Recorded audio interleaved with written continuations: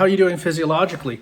I really think so many psychotherapists don't pay enough attention to these lower level Maslow problems.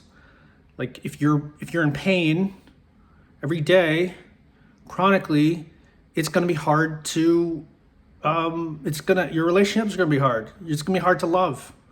So I think psychotherapists would do well by their patients to pay more attention to physiology.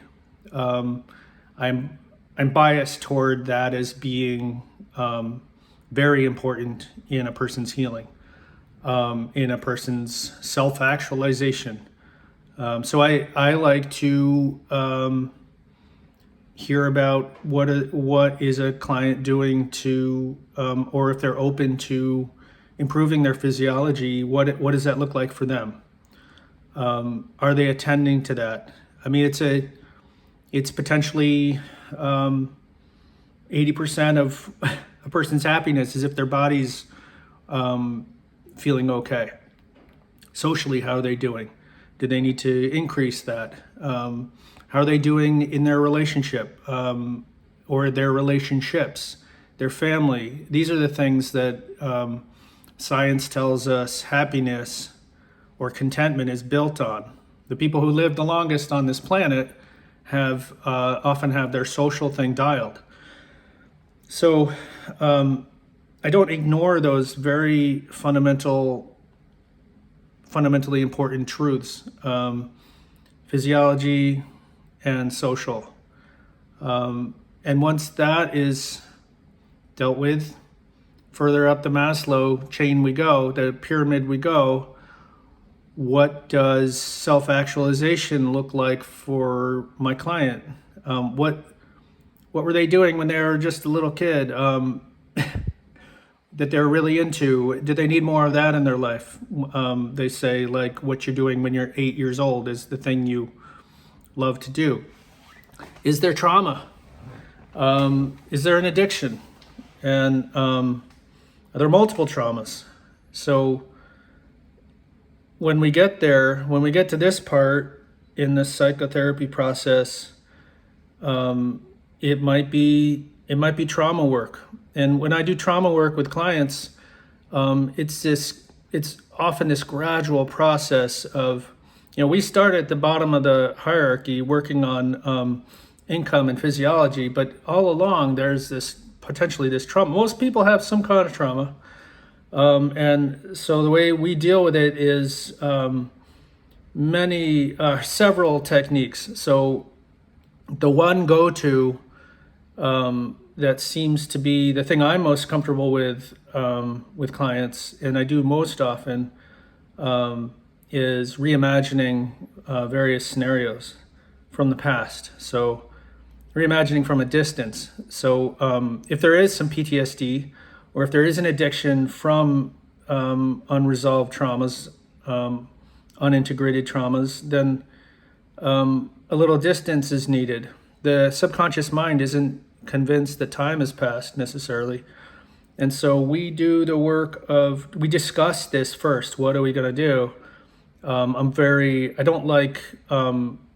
don't like sort of not letting the client in on the very process that we're using. Hence the video, like I want this out there. Like something I learned from HNLP was reimagining various events from a distance and offering like parenting support to the child from a distance. So then distance increases. Even if it's more recent, like a traumatic accident, we just try to revisit without re-traumatizing. Revisit so that a client can be with the memory instead of in the memory.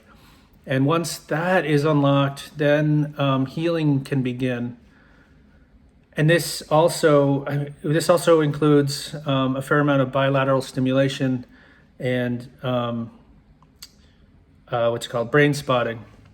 It's kind of like a EMDR, like use of one's eyes to find spots that you look at to do an unload and a reintegration.